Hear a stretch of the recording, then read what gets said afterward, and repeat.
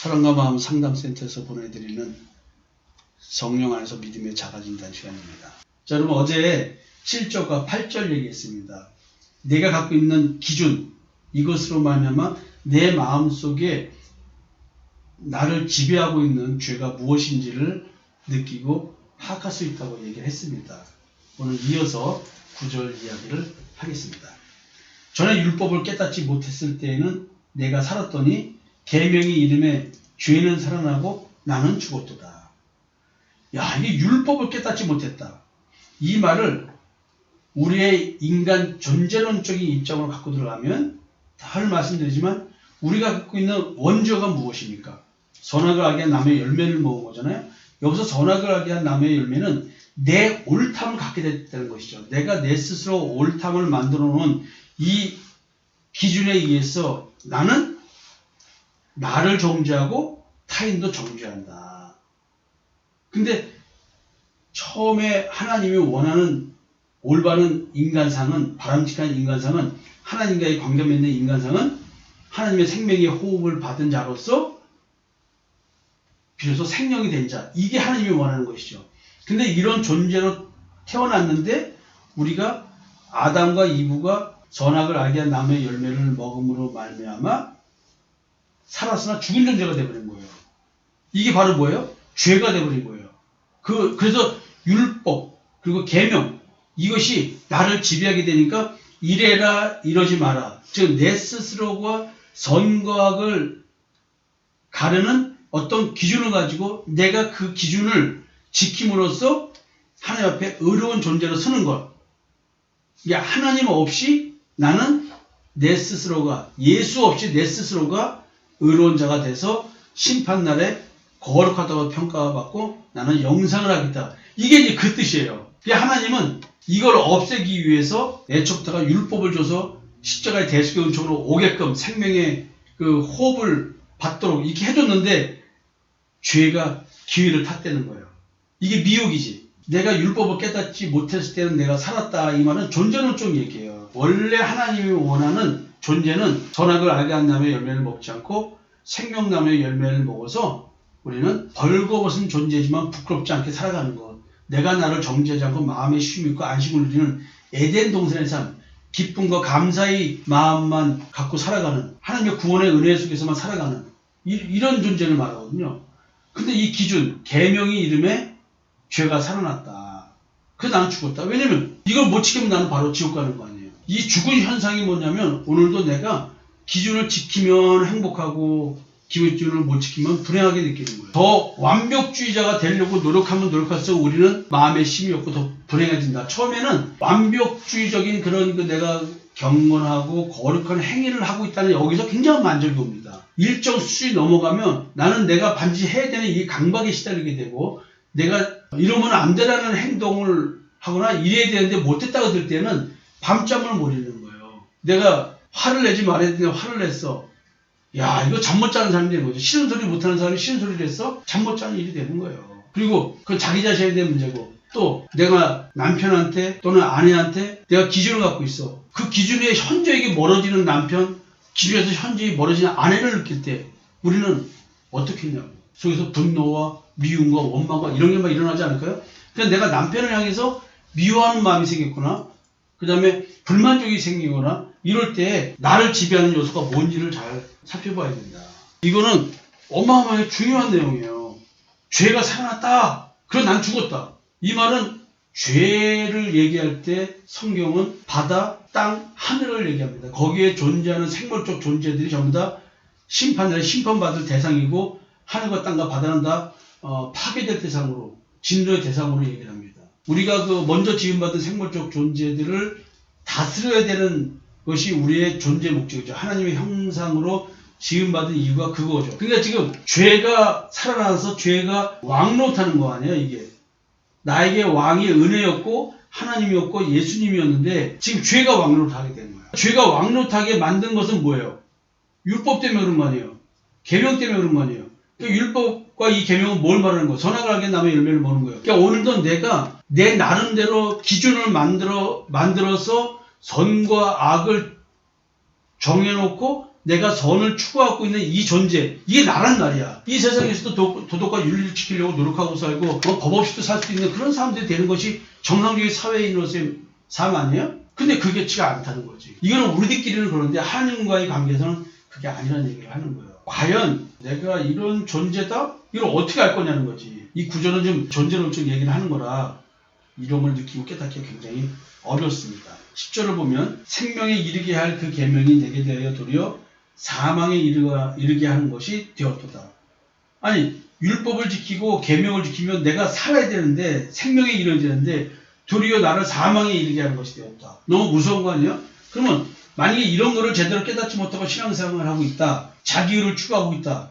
그럼 나는 생명에 이른다고 생각하는데 나를 사망에 이르게 하고 있다는 거 아니에요. 이게 지금 죄가 기회를 타서 우리를 속였다는 거야. 11절에 죄가 기회를 타서 계명으로 말미암아 나를 속이고 그것은 나를 죽였는지라. 율법으로 계명으로 나를 속이고 죽였다. 이 나를 속이고 죽였다. 나를 속였다. 내가 만든 기준. 내 마음속에서 이제 뭐 집단 무의식이다 뭐 이런 얘기들을 또 하는 거죠. 기준. 그 당시 신앙적으로는 율법이나 계명 뭐 이런 걸 표현하지만 인간 존재를 말하면 내 마음속에 양심에 내면화된 기준이 있다는 거죠. 이 기준이 나를 지배하고 이 기준에 맞게끔 살려고 노력하고 있고 이 기준에 의해서 내 감정이 발생하고 있다. 근데 이것이 뭐야? 지금 나를 속였다는 거 아니에요. 나를 죽이도록. 근데 나는 이 기준을 지키고 살면 내 양심대로 살면 나는 살아있는 존재로 느끼잖아. 이게 무서운 거라는 거예요. 인간은 하나님께서 나를 정죄하시는 하나님의 정죄. 이게 뭐냐면 나는 생명이라고 생각하는데 하나님이 나를 정죄하는 방식은 생명이라고 생각하고 있는 그것, 생명이 아닌데 생명이라고 생각하고 있는 것, 진리가 아닌데 진리가 아닌 것을 믿는 그 자기 신뢰, 자기 믿음, 자기 꾀 여기에 빠지게 만들어버린다는 거예요. 인간은 자기 꾀열적 존재다. 자기가 자기를 속이는 존재다. 이런 얘기를 하는 거죠. 그 개역 한글에는 꾀열이라는 단어가 나와요. 자기 속임수에 빠지면 안 된다. 하나님은 내가 이렇게 속았다는 것을 깨우쳐 주세요. 분별시켜 주시고. 적어도 여러분들과 지금 많은 갈등이 있는 이유가 뭐냐면 이 기준 싸움이야. 이 기준을 만들어 놓고는 거기에 당하는 거야. 세상에서는 도덕과 윤리대로 살고 법대로 살아야죠, 우리가. 그러나 내 마음 무의식의 세계에서는 아닌 거야.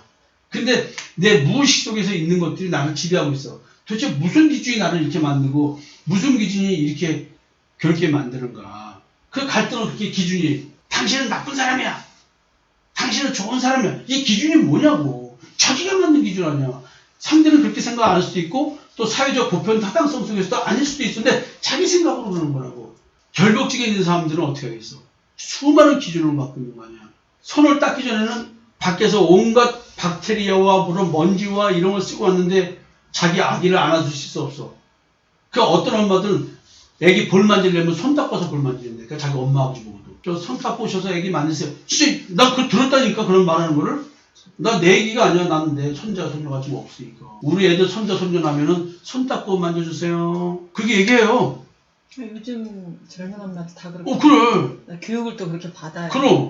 그럼. 그러니까 그렇게 손 안 닦고 시부모가 와서 만약에 그런다. 무식한 부모가 되는 거야. 애를 사랑하지 않는 걸로 또 간주되는 거야, 저렇게. 이야, 이거 무서운 거라니까요. 그런 것들이. 보편 타당한 거를 우리는 하고 살아가는데 보편 타당한 걸 못할 때는 문제가 되는 거야. 집안 청소 못하면은 어떻게 돼? 남편이 뭐라 그래? 난장판이라고 말하는 거지. 그 다음에 거기다가 또 기분 나쁜 게 있어. 딱 대화를 들어오자마자 야 너는 집안을 이렇게 난장판으로 만드냐? 딱 이제 화를 들어가는 거야. 그리고 퇴근했는데 양말 좀 이렇게 벗어났어. 아 그러면 집에 있는 여자가 좀 그래서 받아주면 되는 거 아니야. 그거를 뭐 양말을 그냥 벗어놓고 흘리고 다니자 배꼽대기 버티지 다닌다고 말할 필요가 있어 없어. 아 집에 있는 여자가 좀 받아주면 되는 거 아니야. 이런 식으로 우리 서로가 자기 기준으로 계속 얘기하고 자기가 지금 관계 갈등을 만들어내고 있는 걸 모르는 거야. 이 참 재밌는 내용이죠 이런 게. 그러니까 나를 속이고 그것은 나를 죽였다. 내 마음속에 이런 기준들을 살펴보지 못하면 내가 왜 이러는지를 모르는 거야. 또 속아. 아주 깊숙이 숨어있는 기준이 있다고 하면 나를 속이는 거야 또. 12절을 볼게요. 이로보건대 율법은 거룩하고 계명도 거룩하고 의로우며 선하도다. 율법도 선하고 계명도 선해. 근데 죄가 싹 타고 와서 나를 이런 식으로 죽게 만든 거야. 내가 율법과 계명을 통해서 나는 살아야 되는데 왜 나를 죽여? 말이 안 되잖아. 그런데 선한 것이 내게 사망이 되었느냐? 그럴 수 없느니라. 오직 죄가 죄로 드러나기 위하여 선한 그것으로 말미암아 나를 죽게 만들었으니 이는 계명으로 말미암아 죄로 심히 죄되게 하려 함이라. 율법의 정상적인 기준은 뭐냐면 죄가 죄로 드러나게 하는 거예요. 죄가 죄로 드러나면 나는 어디로 가요? 예수 앞으로 가는 거예요. 십자가로 가는 거예요.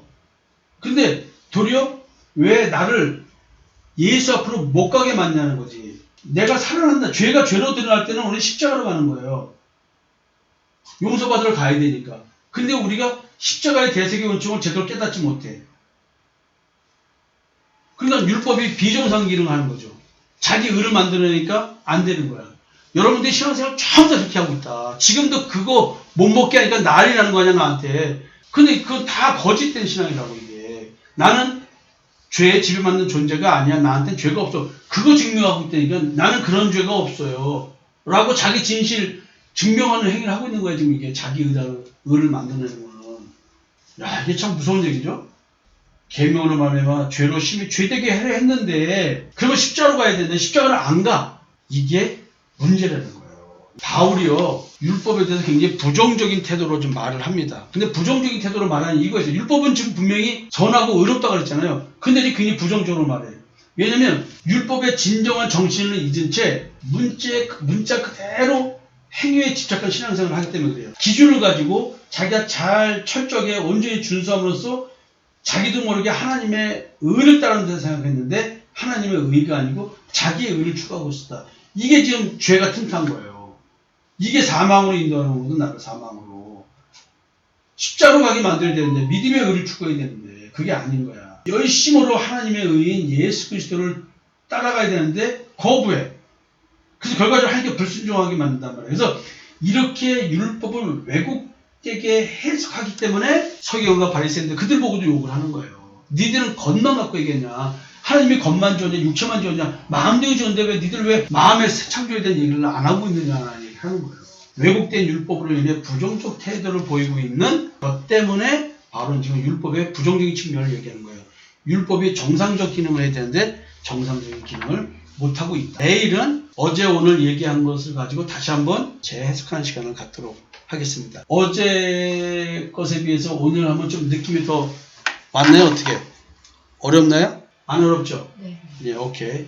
감사합니다. 그러면은, 성도 여러분, 오늘 하루도 한번, 율법, 계명, 이런 게 너무 어렵고요. 내가 완벽한 자가 되기 위해서 스스로 만든 기준들이 있습니다. 이것이 나도 모르게 무의식 속에 다 이렇게 내장되어 있어요. 그 기준에 의해서 우리는 감정이 유발되고 내가 오늘도 말하고 행동하고 관계성을 맺고 사는 겁니다. 이 부분을 한번 잘 좀 보셨으면 좋겠습니다. 여러분, 사랑합니다.